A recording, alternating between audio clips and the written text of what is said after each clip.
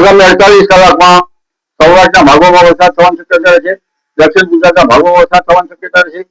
પરંતુ બંગાળ ખાડીમાં તારીખ 2-3 જુલાઈથી એક હવાનું હળવું દબાણ ઊભું થવાની શક્યતા છે અને ડીપ ડિપ્રેશન થવાની શક્યતા છે, જેના લીધે પૂર્વ મધ્યપ્રદેશના ભાગોમાં ભારે વરસાદ થવાની શક્યતા છે.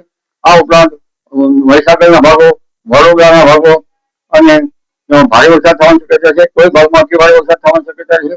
લગભગ 5 થી 6 ઇંચ જેવો વરસાદ થવાની શક્યતા કુલ 12મી જુલાઈ સુધીમાં રહેવાની શક્યતા છે. આ ઉપરાંત પાટણ સામે હારી પાટડી દક્ષિણના ભાગોમાં વરસાદ થવાની શક્યતા છે અને લગભગ ઉત્તર ગુજરાતના ભાગો, બનાસકાંઠાના ભાગો, સાબરકાંઠાના ભાગો, અરવલ્લીના ભાગોમાં અને પંચમહાલના ભાગોમાં પણ વરસાદ થવાની શક્યતા છે. કચ્છ ભાગોમાં હળવાથી માંડીને 3 થી 4 ઇંચ જેવો વરસાદ થવાની શક્યતા છે. પણ જો કે પંચમહાલના ભાગોમાં ભારે વરસાદ થવાની શક્યતા છે. કોઈ ભાગમાં અતિ ભારે વરસાદ થવાની શક્યતા છે.